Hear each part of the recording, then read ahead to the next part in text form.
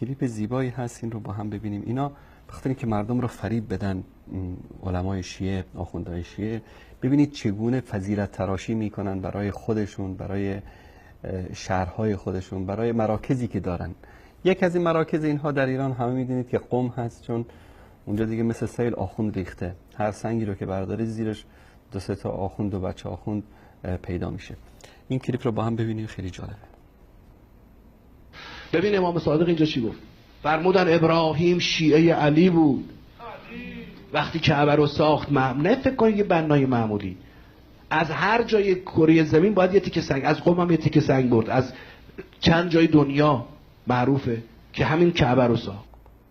ببین امام دوستان عزیز میگه وقتی که ابراهیم اولا شیعه علی بود و بعد از اینکه کعبه رو میخواست بسازه، از هر جای دنیا یک سنگ برد، یک سنگ هم از قم برداشته برده کعبه رو ساخته.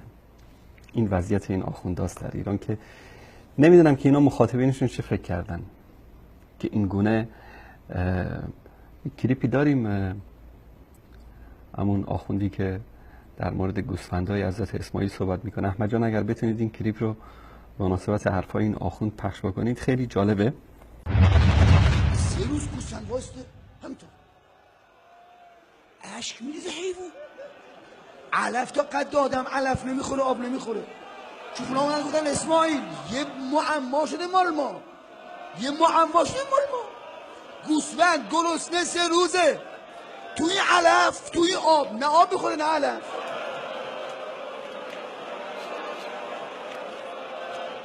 سه روزه نمیخوره. چرا نمیخوری؟ گفت اسماعیل تا ما توی صحراییم نه آب میخوریم نه علف. گفت چرا مگه اینجا کجاست؟ گفت اسماعیل اینجا کربلاست.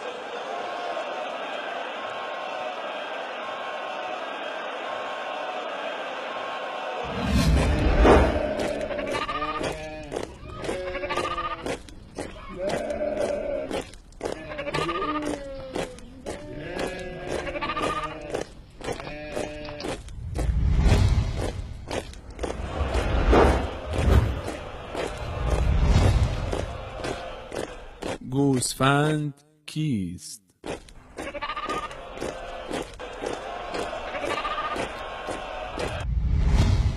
اسماعیل پیغمبر بزرگوار ذبیح پسر ابراهیم گله گوسفند مفصلی داشت.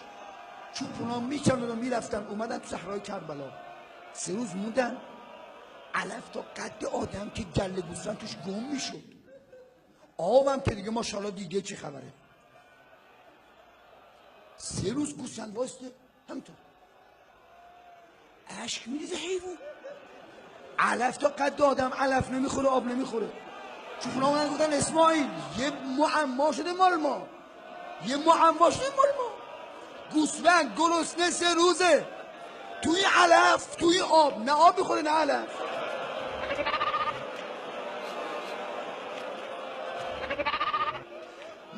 اسماعیل گفت خدا چی شده؟ خطاب شد یه قوچی داخل گلته، من بهش امر کردم باید بگه چرا، برو سوال کن ازش. اومد گفت کدومتون من با من حرف بزنی؟ قوچ اومد جلو گفت یا نبی الله من. گفت این علف مهمی، گوسفندی که نه من دیده یا نه صبح که میره رو علف تا شب سرش از علف بر نمیداره، هم رد هم میخوره. 3 روزه نمیخوره. چرا نمیخوری؟ گفت اسماعیل تا ما توی صحراییم نه آب میخوریم نه علف.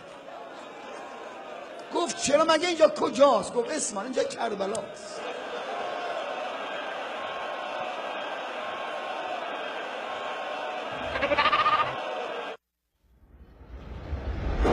ما از این آخوند و بینندگان عزیز چند سوال داریم. اول، آنچه که همه می‌دانند این است که اسماعیل علیه السلام در مکه زندگی می‌کرده است. حال چرا گوسفندانش را برای چراندن به کربلا برده است؟ مگر این حیوانات زبان بسته چه جرمی کرده بودند که برای علف خوردن باید بیش از 1000 کیلومتر راه را تا کربلا طی می‌کردند؟ دوم، این آخوندها بر این باورند که انبیا و ائمه علم غیب می‌دانند. حال این که در این داستان ساختگی یک گوسفند از اسراری آگاه است که پیامبر الهی اسماعیل علیه السلام از آن آگاه نیست. آیا این آخوند رافضی این نسبت را به 12 امام شیعه میپذیرد؟